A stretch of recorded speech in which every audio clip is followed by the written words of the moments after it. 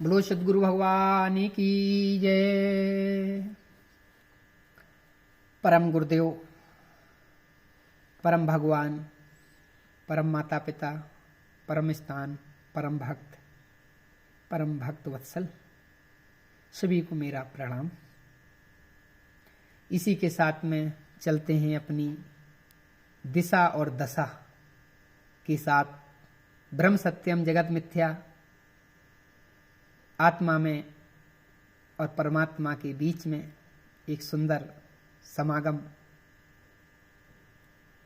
धारावाहिक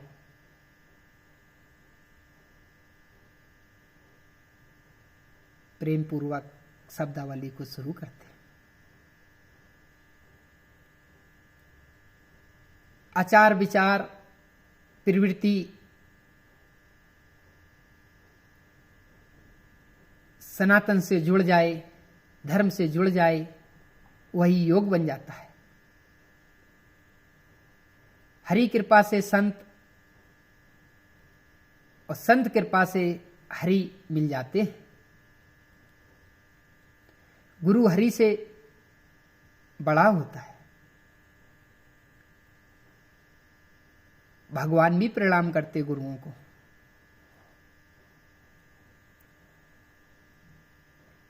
कहने का मतलब ये है सज्जनों, हजारों में कोई एक वैरागवान बन पाता है, ऐसा मेरे गुरुदेव कहते हैं, शास्त्र कहते हैं। करोड़ों विरक्तों में कोई एक बिरला ब्रह्मज्ञानी बन पाता है और लाखों करोड़ों में ब्रह्म ज्ञान का बोध स्वरूप हो पाता है। बिरला उनमें से कोई एक बिरला ब्रह्मलीन हो पाता है।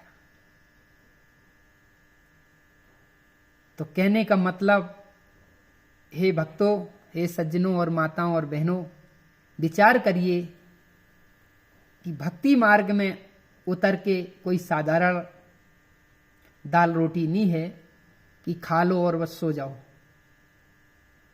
हम जैसे कुटिल प्राणियों को भक्ति मार्ग में उतरने के लिए कितना परिश्रम अभी करना पड़ेगा। हम तो अभी पैर भी सही तरह नहीं रख पाए। मानो जब पैर रख लेंगे तो कुछ महसूस होगा। अभी तो हमने अच्छी तरह से पैर भी नहीं रख पाया।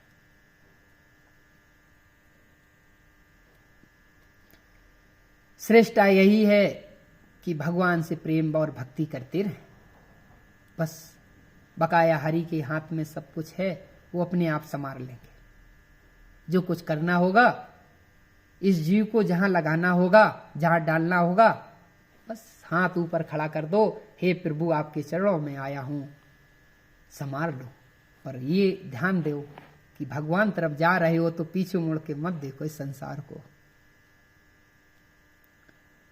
बस धर्म मार्ग में उतर जाओ। ब्रह्म मूर्ति में जागना, भागवत चिंतन करना, नियम पूर्वक माला जाप, तप, सत्कर्म, धर्म पूर्वक अपने गृहस्थ निर्वाह इत्यादि इत्यादि। शास्त्रों का अध्ययन नियम पूर्वक करते रहें। किसी का अनित ना करें, मन में ना आवे। अनित तो मन में भी ना आवे, करने की तो दूर रही बात। झूठ ना बोलें, नियम और सत्य का रख लें, नियम बना लें। हर अवस्था का अभ्यास जरूरी है। कोई भी अवस्था आपके समक्ष है, उसका अभ्यास करना बहुत जरूरी है। धर्म में भी संयम रखना पड़ता है और धर्म में कोई संशय भी मत करो। भगवान के अवतार असंख्य हैं। स्त्री को सौंदर्य भाव से ना देखें। सौंदर्य भाव से देखोगी तो कामना हो जाएगी, कामना आ जाएगी। वासना आ जाएगी। चरणों तक ही देखें। अन्य भोजन अधिक ना करें और छोड़ें भी ना अन्न को थाली में। किसी का उपहास, मजाक, निंदा ना करें। क्रोध ना करें। किसी पापी या निंदा, अगर वो पापी भी है तो उसकी अधिक निंदा ना करें। निंदा का हमारा दायित्व भी नहीं है, क्योंकि उसके कर्म प्रारब्ध, कर्म फल उसको प्रारब्ध में जाकर के भगवान हरि खुद ही संभाल लेंगे, उसका मिल जाएगा फल। प्रतिज्ञा लेकर के अभ्यास नियम से करते रहे। यही हमें गृहस्थ आश्रमियों का ध्येय होना चाहिए, यही धर्म होना चाहिए। अपने भाव को पहले शरीर भाव से हटाना होगा। पहले ये हटाओ कि मैं शरीर नहीं हूं, मैं आत्मा हूं। ऐसा भाव ना रखें। ये सब परमात्मा है। अपने भाव को पहले शरीर भाव से हटाएं। जब हटा लें तो भाव सिर्फ भागवत प्रेममयी हो। भाव से ही गति का प्रावधान बन जाता है। जैसे भरत जी ने मृग भाव रखा तो वो मृग बन गए। तो भाव की ही तो पूजा है, भाव की ही तो गति है। हम जैसे कुटिल प्राणी क्या क्या मन में भाव रखते रहते हैं, पता नहीं। चलते कहीं को है, देखते कहीं को है, दिशा कहीं है, दशा हमारी कुछ है। तो भाव अच्छे होने चाहिए, बढ़िया होने चाहिए। भाव सिर्फ हरिमयी हो। भाव कोई भी रखो, मित्र भाव रखो, सखा भाव रखो, पिता भाव रखो, माता भाव रखो, गुरु भाव रखो, हर जगह वही व्याप्त है, वही परमात्मा व्याप्त है। आपकी मर्जी, कोई भी भाव रख लो, पर अकर्म भाव मत रखो। आत्मा का कोई बंधन नहीं है, अपने भाव से मान रखा है। हरि चिंतन करो, हरि का नाम लो। सुबह शाम माता पिता के चरणों में साष्टांग प्रणाम करो। जो धर्म शास्त्र कहते हैं उसको धीरे धीरे अभ्यास करके मानते रहो। मेरे मत अनुसार समझो इस कुटिल के कि संसार में किसी प्राणी को कहीं भटकने की जरूरत नहीं है। 1.5 अरब से ज्यादा जो जनसंख्या है, कोई ना भटके। उस प्राणी के पास तीनों लोक बसे हैं, पर अभ्यास करने की जरूरत है। समय आने पर आपको मिल जाएगा। हां, भ्रमण करते हो संसार में, करिए। किसी धर्म स्थान पे जाते हो, मंदिर में जाते हो, कोई गुरु के पास जाते हो, पर कुछ ध्येय लेके मत जाओ, भक्ति ले मांगो। बस कर्म करोगे वो आपको प्राप्त हो जाएगा। और वो जो दे कहते हैं हमारे जैसे कुटिल प्राणी कि मैं कुछ किसी को दे सकता हूं, वो खुद ही उनके पास कुछ नहीं है, वो तुमको क्या दे देंगे। ऐसी संसार में कोई शक्ति नहीं है।